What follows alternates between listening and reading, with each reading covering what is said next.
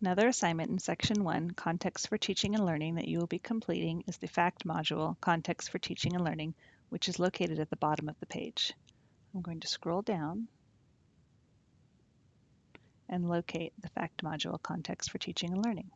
To find the assignment, you are going to click on the orange writing, and that will take you into the assignment block. The assignment document is here as well, 1.3 FACT Context for Teaching and Learning. I'm going to click on that so that it downloads to my computer. This conversation guide is a reference for conversations between participating teachers and support providers. Nothing needs to be handed in. It is merely a resource. So I'm going to open up my FACT module. The first page is the FACT verification. Participating teachers, you will complete the section up here. During your FACT review, your support provider and another reviewer will complete the section down here. This is basically your rubric for the assignment, so I highly suggest as you go through the assignment and complete it, you refer back to this rubric to make sure that you are meeting the expectations. Class profile. In this section, you are getting to know your students.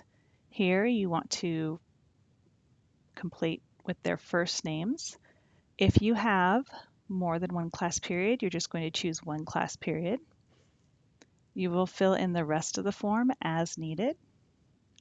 If you are looking at your English learners and your students with special needs, here they are checked off if they are identified, and you will use one of the identifiers above. If not, the comment section is a great spot to put any social or academic comments you'd like to make about your students. There is a minimum of 20% of students must be included in the comment section. This will give you a great overview of your class or your caseload, these comments. As I go down the class profile, I'm looking at the sections for students with medical conditions, students with individualized educational plans, students with 504 plans, students with previous student study teams, interventions. If you have students that fall into these different categories, you need to complete every column of the section. If you have no students in an area, write none or NA in the first section of each box. That way we know you didn't accidentally miss a box, but that you truly had no students in that category. An example about being complete, students with individualized education plans, their name would go here. You would need to find out the next IEP meeting date. In here you would list or cut and paste the classroom accommodations and modifications that you are making for this student. If they have behavioral support strategies, you would list those here as well. If they don't, you would put NA and who the case carrier is. That goes for all the sections, including advanced learners or gifted and talented, students who are English learners, and then we get to instructional environment. Here you are going to draw or insert a photo layout of your instructional environment. Then underneath, you're going to include a rationale of how and why your environment looks the way it does. What is set up for you? What is set up for your students? How can they get around? How can they access? How can you get around? How can you access? We have online environments, we have classroom environments, we have teachers that travel. This needs to look how you need it to look for your setting. So put a picture of your environment here, and underneath explain why it looks the way it does, and you'll be set. School district and information resources. Complete all sections. Highlighted areas are the ones that are frequently missed. Explore and insert a calendar of school events. You can insert the calendar into this document, or you can provide a link here that we can get to as well to see the calendar. The idea is that you're going through this information with your support provider and you're learning more about your school and your district as a whole and the culture and the environment. So you want to go through, read carefully, check all the boxes that apply, describe or insert in the areas that need it as well. Pay special attention to the boxes down here as well. Some of them are a little different from years past. And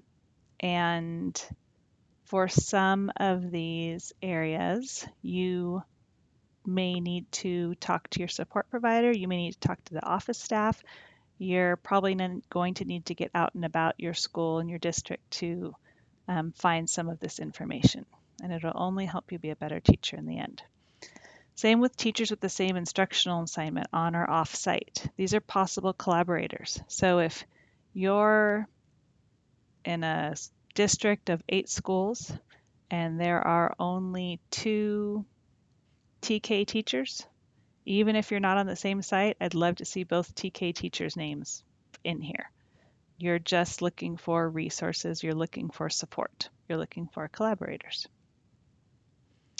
School and district information resources as well. If your district does not provide the resources, write NA. If your district or school provides the information in another format, you may please insert here. This is where if you have a staff directory, you could insert the staff directory in place of filling all of this out. But if you do not have a staff directory, then you need to take the time to go through and talk with your support provider about the resources, and the people that you would go to find the resources, or the information, I should say, how to locate them, where they're at as well. So you want to look through this. And then we have our homeschool communication. At the top, you're going to insert evidence of your documentation or tracking of communication with families. And below, you're going to include the rationale of how you communicate with families and students. We are talking email, phone calls, websites, flyers, journals, logs, databases, conferences, face-to-face, etc. We want to see how you document the communication.